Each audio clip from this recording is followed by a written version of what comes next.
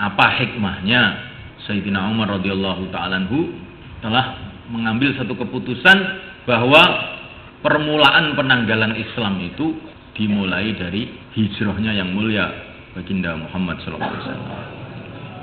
Di antara hikmahnya, beliau tidak mengambil waktu-waktu yang lain karena ini hijrah ini mengikut sertakan seluruh umat.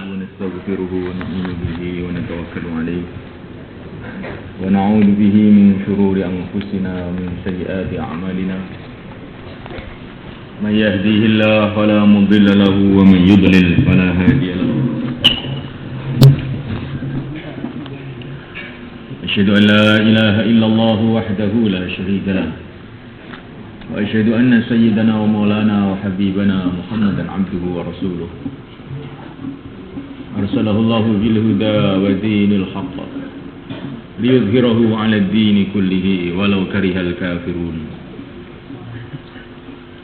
اللهم صل وسلم وبارك عليه وعلى آله وأصحابه والتابعين لهم بإحسان إلى يوم الدين أما بعد فقد قال في كتابه الكريم والذين جاهدوا فينا لنهدينهم سبلنا وإن الله لمع المحسنين وقال تعالى والسابقون الأولون من المهاجرين والأنصار والذين اتبعوهم بإحسان رضي الله عنهم ورضوا عنه. Ikhwani rahimakumullah, di antara bentuk nasihat-nasihat yang diajarkan oleh Al-Quranul Karim adalah mengingati sejarah. Wa dzakirhum bi ayyamillah. Ingatkanlah mereka bi ayyamillah, dengan hari-hari datangnya pertolongan Allah. Mengingati sejarah datangnya pertolongan Allah kepada orang-orang yang beriman, dan bagaimana asbab datangnya pertolongan-pertolongan Allah itu. Ini adalah bagian yang sangat penting yang senantiasa dibicarakan dalam kitab suci Al-Quran.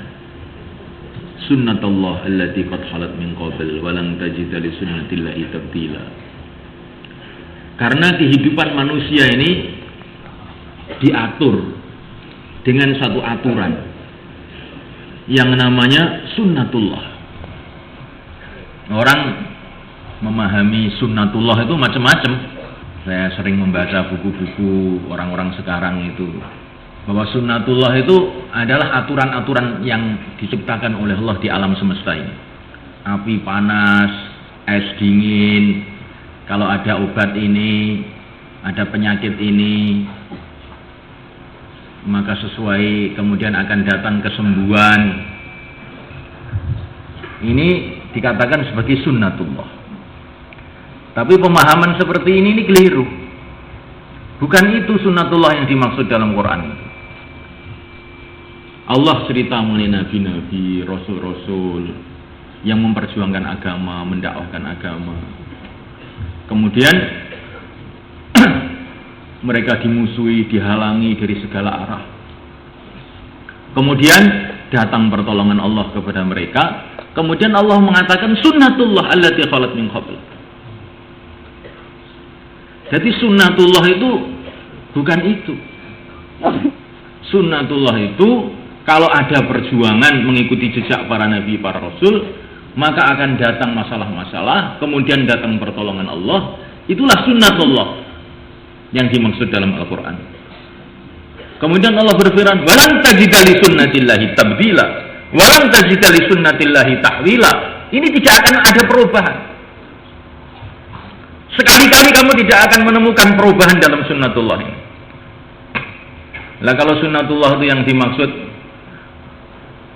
aturan-aturan materi yang Allah ciptakan di alam semesta ini, banyak perubahan. Pernah api jadi dingin zaman Nabi untuk Ibrahim alaihissalam, banyak obat kemudian tidak mendatangkan kesembuhan. Yang tadinya dingin jadi panas, yang tadinya panas jadi dingin, yang biasanya kemarau jadi hujan, hujan jadi kemarau. Kalau aturan-aturan materi ini justru banyak perubahan. Dan Allah tidak menjanjikan tidak akan ada perubahan. Bahkan matahari yang sudah berjuta-juta tahun terbit dari timur pun satu saat akan terbit dari barat. Jadi kalau aturan-aturan materi ini banyak sekali akan terjadi perubahan. Dan sudah banyak terjadi perubahan.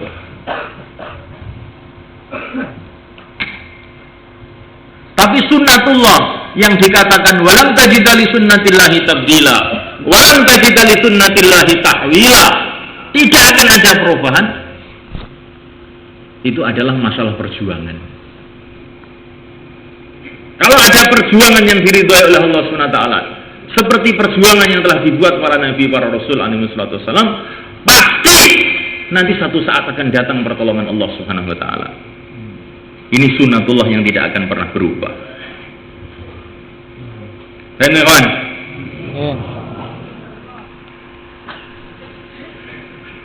Ini istilah Al-Quran. Orang la musyahada fil istilah katanya. Istilah itu setiap orang bisa membuat masing-masing. Tapi ini istilah dalam Al-Quran yang dimaksudkan sunnatullah itu seperti itu. Sahih enggak? Syekh Ubaidullah. Al-Quran ada amlah. Dan termasuk pertemuan yang kita buat pada pagi hari ini adalah untuk mengamalkan wadzakirhum bi ayyamillah, mengingati hari-hari datangnya pertolongan Allah kepada umat ini. Kemarin waktu khutbah Jumat sudah saya ceritakan sedikit mengenai perkara ini. Apa hikmahnya Sayyidina Umar radhiyallahu ta'ala anhu telah mengambil satu keputusan bahwa permulaan penanggalan Islam itu dimulai dari hijrahnya yang mulia baginda Muhammad SAW. Di antara hikmahnya, beliau tidak mengambil waktu-waktu yang lain karena ini hijrah ini mengikut sertakan seluruh umat. Dimulai dari yang mulia baginda Nabi alaihi wasallam, para sahabat-sahabat yang terkemuka, as-sabiqunal awwalun, laki-laki, wanita, sampai anak-anak, sampai orang-orang yang baru masuk Islam. Semuanya ikut serta dalam satu perjuangan yang dinamakan hijrah. Mereka telah meninggalkan kampung halamannya, meninggalkan ladangnya, sawahnya. Jadi orang itu kalau hijrah pada zaman itu berarti seketika juga jadi miskin. Seketika jadi miskin. Rumahnya ditinggalkan, sawahnya ditinggalkan, ladangnya ditinggalkan. Bahkan kalau istrinya tidak mau hijrah, berarti istri pun hilang. Bahkan kalau anak tidak ikut hijrah, berarti anak pun hilang. Kalau orang tua tidak mau ikut hijrah, berarti orang tua pun hilang.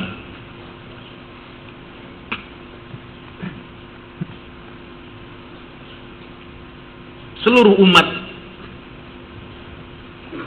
Dan kemudian setelah wujudnya hijrah itu, wujudlah golongan yang kedua, golongan Nusrah, golongan Ansor, orang Madinah yang membantu, yang menerima, yang melindungi, yang membela mereka.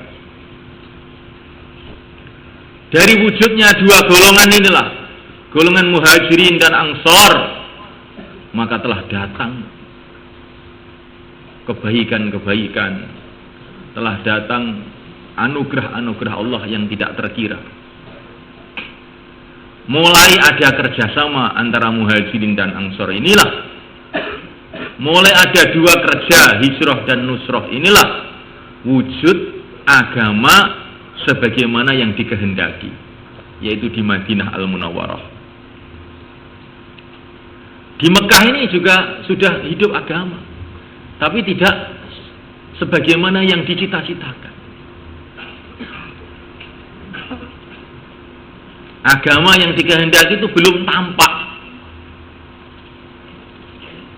wajahnya yang sebenarnya, bentuknya yang sebenarnya, kecuali setelah wujudnya muhajirin dan ansor. Maka orang muhajirin dan ansor inilah Malaikat Allah Ta'ala pemula, perintis wujudnya agama yang sempurna. Tidak akan ada agama yang sempurna kecuali bila ada kerja muhajirin dan ansor.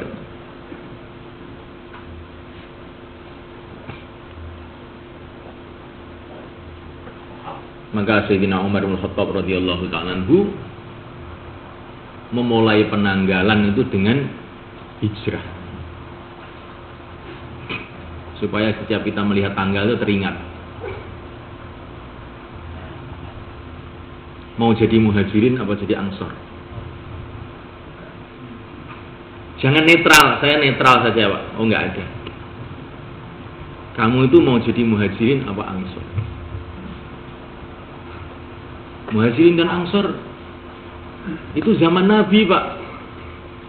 Walladzina taba'uhum, sudah ikut muhajirin apa ikut ansor? Kalau tidak mau ikut muhajirin dan tidak ikut ansor, bami man haulakum minal a'rabi munafiqun.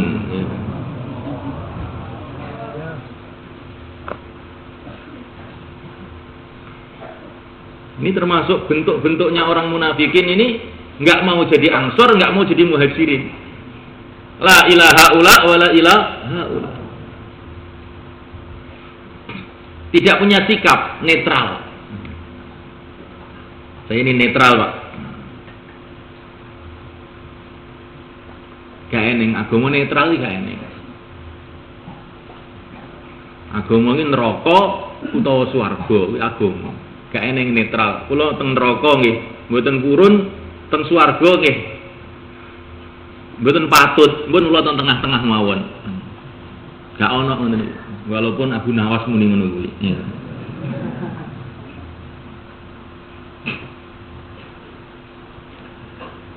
Jadi memulaikan Allah Subhanahu wa taala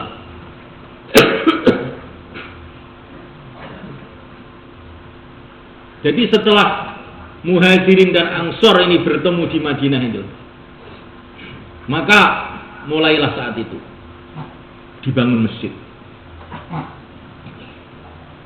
Kemudian dihidupkan amal-amal masjid. Di sanalah dimulai tarbiyah yang sebenarnya yang dikehendaki di dalam Islam. Tarbiyahnya apa? Semua orang harus dakwah. Kuntum khaira ummatin ukhrijat linnas ta'muruna bil ma'ruf wa tanhauna 'anil munkar. Wabih dakwah. Kemudian yang kedua, wabih ngaji.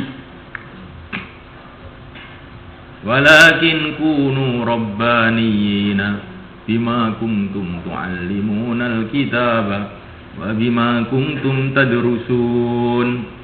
Ini ayat ini cerita untuk perintah kepada Bani Israel, tapi kita pun kena juga karena ini diceritakan dalam Quran.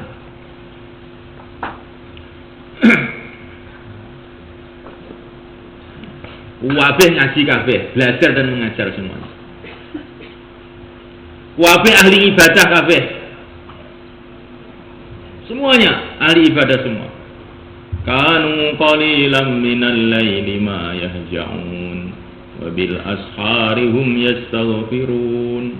Semalam-malam suntuk ibadah, menjelang subuh istighfar. Menjelang subuh waktu sahur istighfar. Bagaimana santri?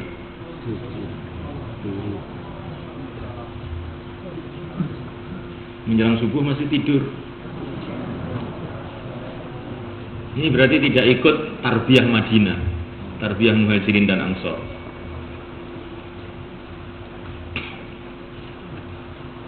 Sebelum subuh itu sudah siap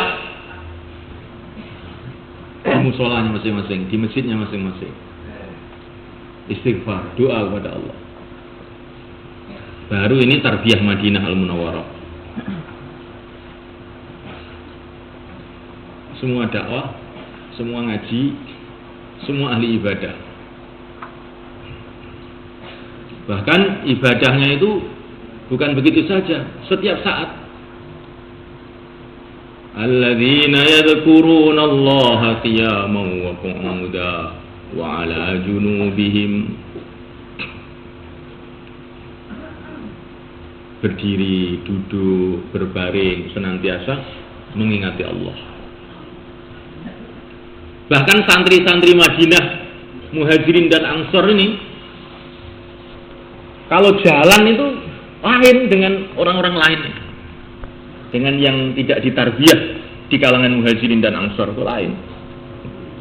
Wa ibadur rahmanil ladzina yamshuna 'alal ardi hauna wa idza khatabahumul jahiluna qalu salama. Berjalan dengan tawadhu, tenang, menundukkan kepala. Adalah baginda Nabi itu kalau berjalan selalu menundukkan kepala.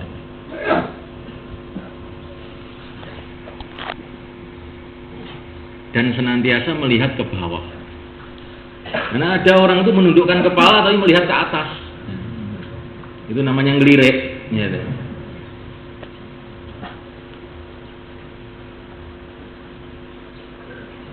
berjalannya pun lain ini orang-orang yang ditarbiyah di kalangan Muhajirin dan Ansor.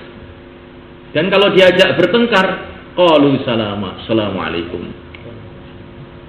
Kalau diajak bertengkar, assalamualaikum. Diajak bertengkar lagi, assalamualaikum. Cek terus saya ngalih, wis. Inilah suasana tarbiyah Madinah Al-Munawwarah. Dan semuanya ahli khidmat. Wa yu'thiruna ala anfusihim walau kana bihim khasasah. Lebih suka berlapar-lapar asalkan temannya pada makan. Ini santri Madinah. Santri Madinah. Inilah firman Allah Ta'ala, contoh pendidikan yang telah diridhai oleh Allah Subhanahu wa Ta'ala. Dan semua pesantren di seluruh dunia ini pada hakikatnya itu cabang dari pesantren Muhajirin dan Ansor yang ada di Madinah yang dulu dipimpin oleh yang mulia baginda Muhammad SAW. Maka setiap cabang harus mengikuti pusatnya. Harus ada 4 amalan tadi itu minimal.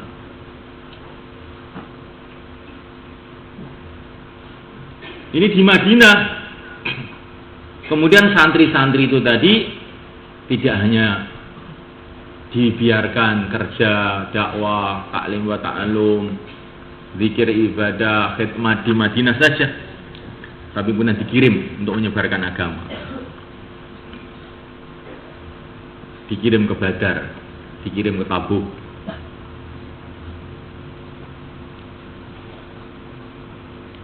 dikirim ke Persia, dikirim ke Romawi. Maka santri-santri pun mesti kita kirim ke seluruh dunia. Insyaallah malaikat. Nah, malaikat Allah Ta'ala waktu baginda Nabi hijrah ke Madinah Al-Munawwarah, jumlah seluruh umat Islam pada waktu itu belum banyak, laki-laki, wanita. Waktu Nabi datang di Madinah itu Jumlahnya kurang lebih baru 1.500 orang saja. Lebih banyak santri Al-Fatah ini. Coba. Tapi 1.500 orang ini dai semua.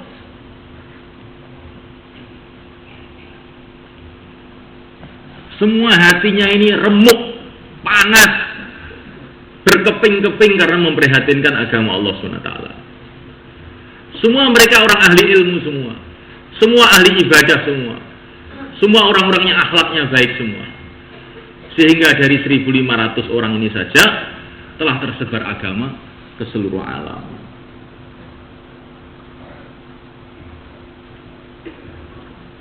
Maka dalam hari yang mulia ini kita bermohon kepada Allah SWT supaya kita dan umat Islam secara umum, secara khususnya santri-santri di Al-Fatah ini menjadi seperti Muhajirin dan Ansar yang jadi asbab hidayat seluruh alam.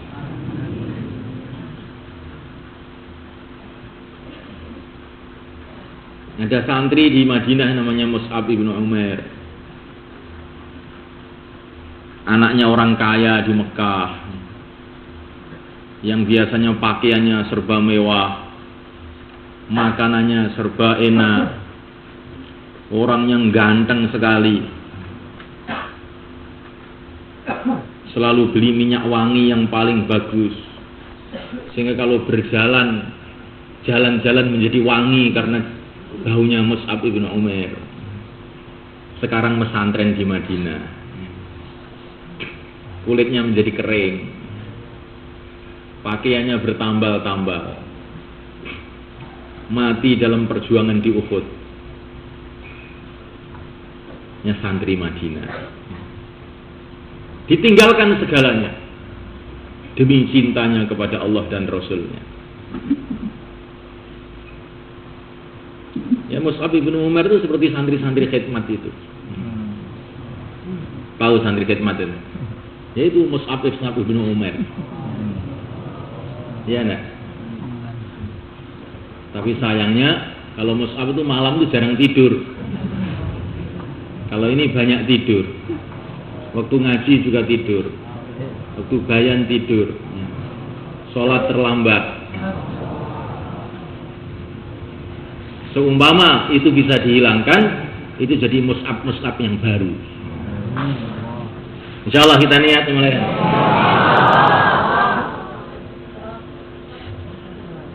Kita sekarang ingin membangkitkan Mus'ab yang baru, Hamzah yang baru, Umar yang baru, Abu Bakar yang baru.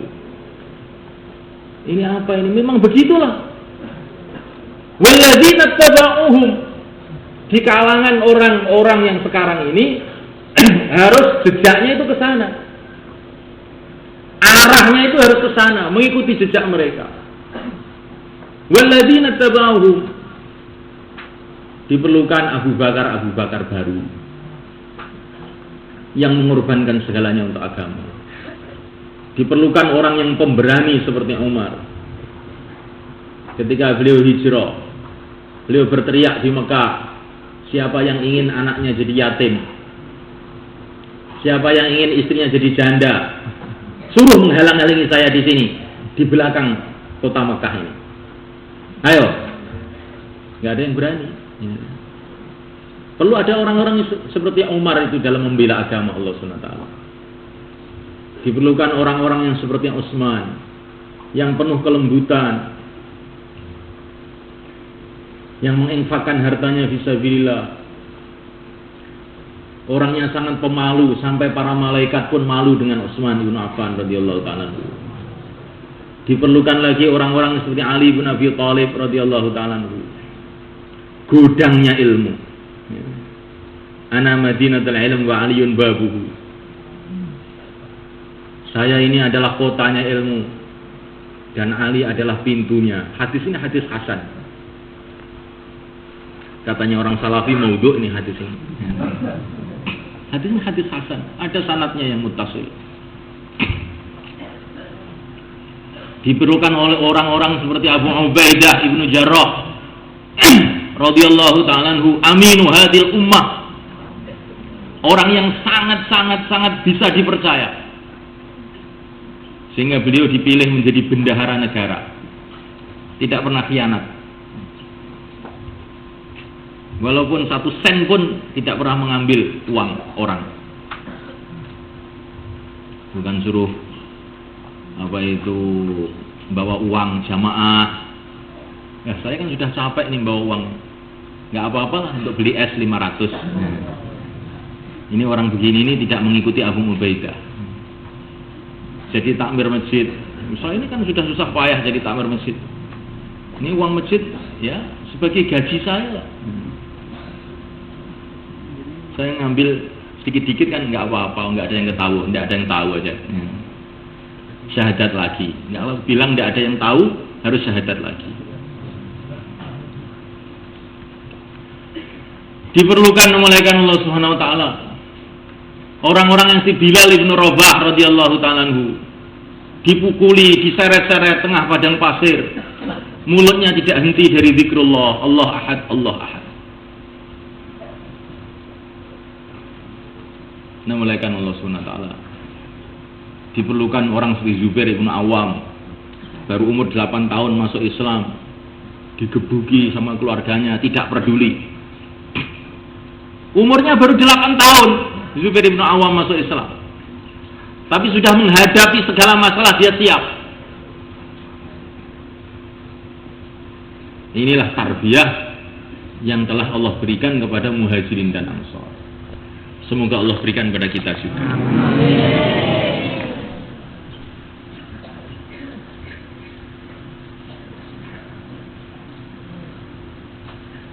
Jadi ini kenapa Sayyidina Umar memilih hijrah sebagai permulaan? Karena hijrah ini diantara hikmahnya mengikut sertakan semua orang. Sayyidina Umar itu ingin umat ini semua merasa bertanggung jawab. Sebagaimana Muhajirin dan Ansor semua bertanggung jawab. Tandanya orang bertanggung jawab itu bagaimana? Belum disuruh sudah mikir, itu namanya orang bertanggung jawab. Belum disuruh itu loh ngerti, jadi orang tanggung jawab. Maka baginda Nabi mengatakan pada Sayyidina Abu Bakar radhiyallahu ta'ala anhu, Abu Bakar, saya sudah diizinkan oleh Allah untuk pergi ke Madinah, untuk hijrah ke Madinah. As-sahabah ya Rasulullah, bolehkah saya nemani tuan ya Rasulullah? Bolehkah saya menemani tuan ya Rasulullah? Boleh, katanya. Maka Abu Bakar itu nangis. Saking gembiranya boleh menemani Rasulullah itu nangis.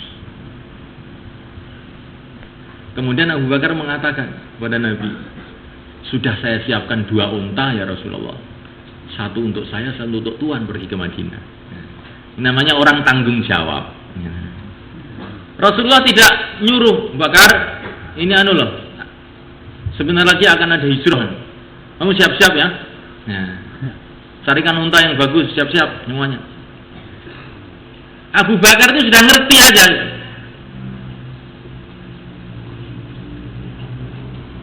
Sudah disiapkan semuanya oleh Abu Bakar. Sedangkan Nabi belum menyuruh. Itu namanya orang tanggung jawab. Orang itu kalau cinta nggak usah disuruh sudah ngerti. Tapi kalau orang itu dalam hatinya nggak ada kecintaan, diomong-omong malah salah paham kadang-kadang. Diomongi loh malah salah paham. Kongetan malah ngulon, kongidul malah ngalor. Makanya gak orang seneng nih. Jadi orang disuruh makanan yang dia tidak suka. Monggo dahar meneng. Monggo. Wih, jangan ngerti cara Jawa apa ora to? Nggih ngertos. Teng kula sakit. Karena tidak ada kecintaan, orang itu tidak bisa paham. Lah para sahabat itu cintanya kepada Allah dan cintanya kepada Rasul itu luar biasa. Sehingga mereka ini belum disuruh sudah paham. Ada anak kecil Abdullah bin Abbas radhiyallahu ta'ala anhu. Nabi sedang tidur. Abdullah bin Abbas itu sudah mikir. Biasanya Nabi itu kalau bangun tidur mesti wudu. Biasanya mesti pakai siwak juga untuk tahajud. Maka Nabi tidur, dia khidmat, kerja. Siapkan air, siapkan siwak. Bangun tidur, maka Nabi tanya, siapa nih yang menyiapkan ini? Abdullah itu masih kecil, kira-kira berumur 9 tahun waktu itu. Ini mikir, ya. Karena ada kecintaan tadi mikir. Maka akhirnya didoakan oleh Nabi, Allahumma faqihhu fid-din wa 'allimhu ta'wil. Ya Allah, fahamkanlah dia kepada agamamu. Ajarilah dia pemahaman Al-Quran, takwilnya Al-Quran. Akhirnya masih kecil jadi orang alim besar berkat doanya yang mulia baginda Muhammad SAW. Ini orang ini kalau punya tanggung jawab, punya kecintaan, akhirnya belum disuruh sudah kerja. Akhirnya dapat doanya orang-orang soleh. Dapat doanya orang-orang soleh. Akhirnya sukses dalam kehidupannya. Semoga termasuk kita semua juga.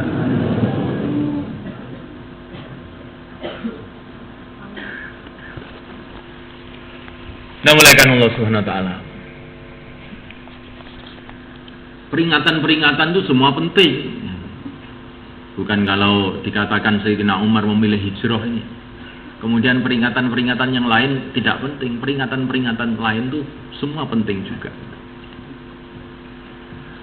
Cuman Sayyidina Umar itu ingin memberikan satu pelajaran kepada umat ini mengenai terbentuknya masyarakat Islam yang dikehendaki. Terbentuknya masyarakat Islam yang dikehendaki. Jadi semulaikan Allah Ta'ala, walaupun banyak pesantren, walaupun banyak madrasah, ya, walaupun banyak ulama, walaupun banyak kitab, walaupun banyak macam-macam segala, kalau tidak ada hijrah dan nusrah, nggak akan tercipta suasana agama. Tapi kalau ada hijrah dan nusrah ini, maka suasana agama itu akan wujud. Lah kalau suasana agama wujud, akhirnya agama itu mudah dikerjakan, sehingga akhirnya berbondong-bondong orang masuk agama Allah. Maka sunnah hijrah dan nusrah ini perlu kita renungi betul-betul, kita pahami betul-betul, dan kita usahakan betul-betul. Ini di pondok ini pun kita juga sudah ada bagian-bagian dari bentuk hijrah dan nusrah. Maka ini kita kembangkan, bukan di pondok saja amalan hijrah dan nusrah itu. Di kampung-kampung, di kota-kota, di seluruh dunia. Kita bentuk jamaah-jamaah muhajirin, dan kita bentuk jamaah-jamaah ansor, sehingga timbul kampung-kampung Madinah di mana-mana. Sehingga nanti Temboro jadi Madinah, Jungke jadi Madinah, Temenggungan itu jadi seperti Madinah. Wa ma dzalika 'ala Allah bi'aziz. Itu tidak susah bagi Allah, tidak sulit bagi Allah. Karena Madinah itu asalnya juga orang kafir semua. Penyembah berhala, orang-orang Yahudi itu isinya. Di mana-mana tempat pelasuran, di mana-mana warung minum arak, di mana-mana bunuh-membunuh. Tetapi ketika sudah ada hijrah dan nusrah ini, akhirnya Madinah telah berubah, sehingga jadi Madinah Al-Munawwarah, yang jadi asbab hidayah ke seluruh alam. Itu saja yang bisa saya sampaikan dalam majelis ini. Muliakan Allah Ta'ala. Baginda Nabi mengatakan dalam satu hadis, wal muhajiru man hajaro amma nahallahu anhu atau kama qala Rasulullah sallallahu alaihi wasallam. Di antara bentuk hijrah, bahkan hijrah yang sebenarnya adalah orang yang meninggalkan apa-apa yang dilarang oleh Allah. Jadi sekarang ini tahun hijrah, tanggal 1 hijrah, kita hijrah juga sekarang ini juga. Insyaallah malaikat. Hijrahnya macam-macam bentuk, tapi hijrah yang kita kerjakan sekarang ini, seluruh larangan Allah, seluruh akhlak yang buruk, seluruh amalan yang buruk, seluruh pikiran yang buruk, seluruh kebiasaan yang buruk, semua kita tinggalkan semuanya dalam hari yang mulia ini sampai kematian kita. Insyaallah malaikat. Kebiasaan yang buruk semua tinggalkan. Menggunakan hak orang lain tanpa izin, kebiasaan yang buruk kita tinggalkan. Terlambat dalam takbiratul ula, kebiasaan yang buruk kita tinggalkan. Terlambat dalam masuk kelas, kebiasaan yang buruk kita tinggalkan. Semua yang dilarang oleh Allah SWT, semua kita tinggalkan. Sehingga kita ini juga termasuk dapat bagian dari amalan hijrah. Wal muhajiru man hajara amma nahallahu anhu. Orang yang hijrah adalah orang yang meninggalkan segala sesuatu yang dilarang oleh Allah. Al-Fatihah. A'udzu billahi minasyaitonir rajim. Bismillahirrahmanirrahim. Alhamdulillahirabbil alamin arrahmanir rahim maliki yaumiddin. Iyyaka na'budu wa iyyaka nasta'in. Shiratal ladzina an'amta 'alaihim ghairil maghdubi 'alaihim waladdallin. Salawat Badar, terus setelah salawat Badar bisa infiradi amal masing-masing. Ini doanya dengan salawat Badar ini aja. Salatullah salamullah ala taha rasulillah.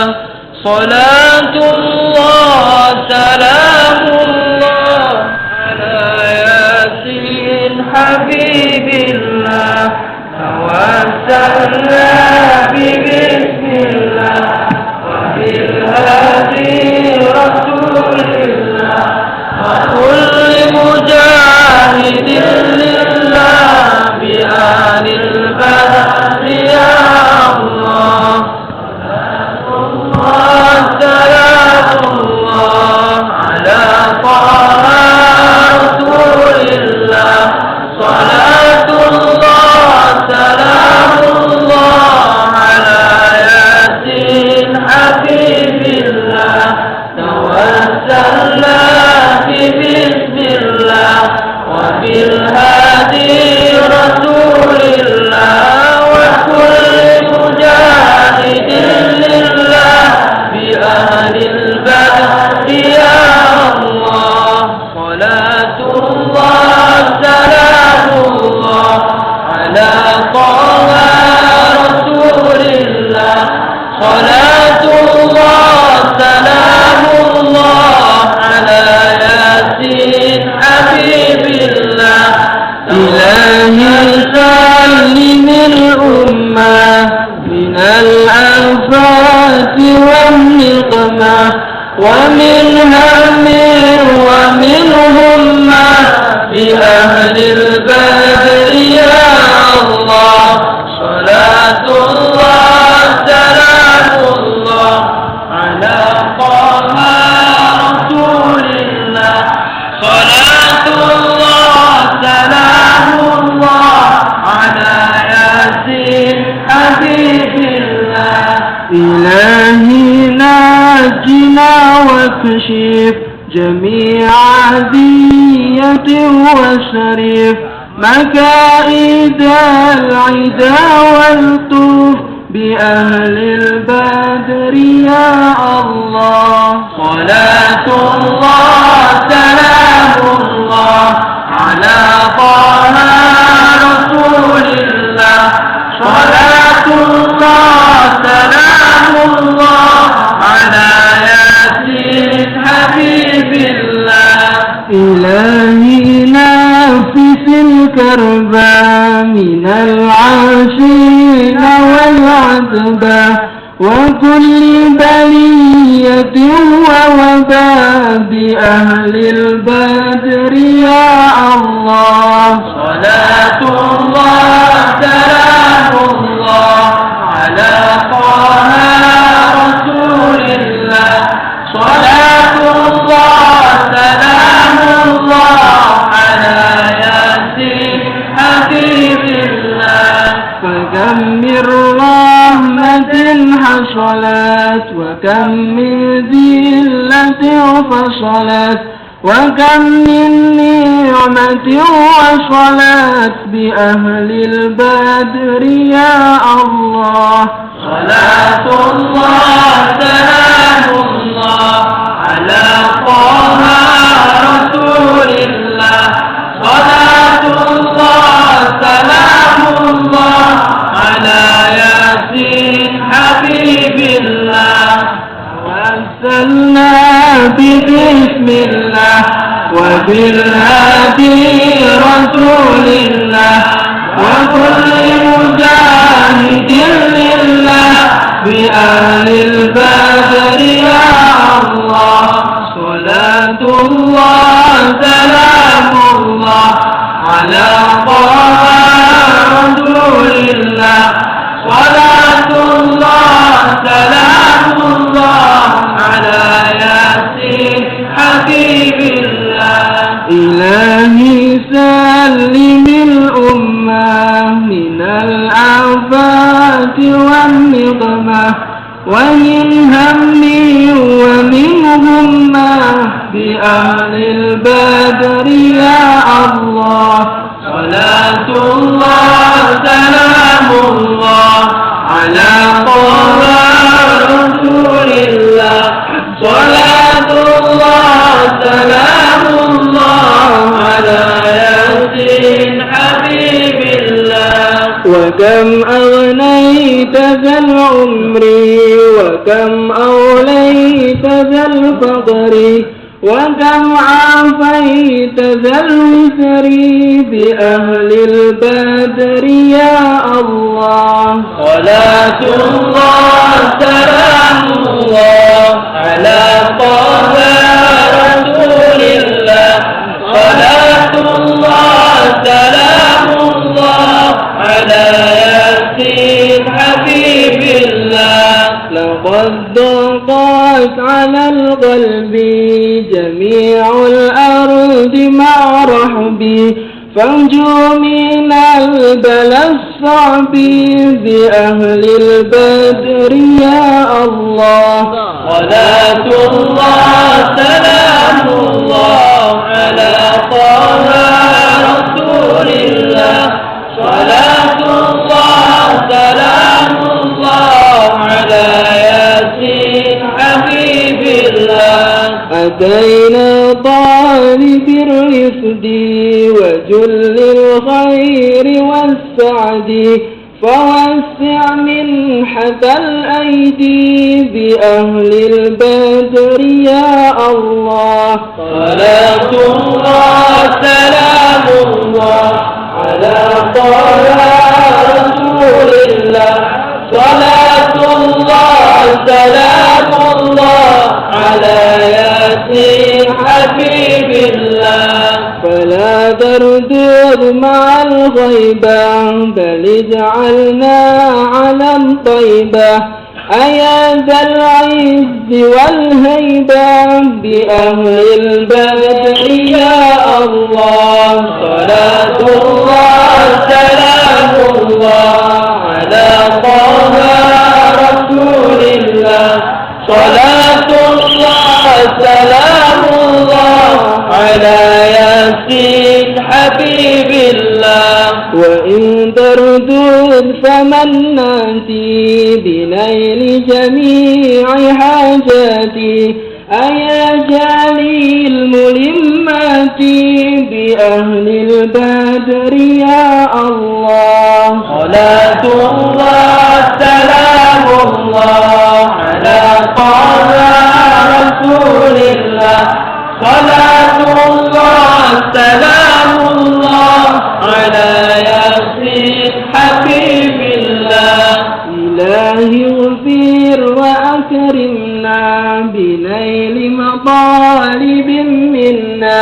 ودفع مساءة عنا بأهل البدر يا الله. صلاة الله سلام الله على طه رسول الله.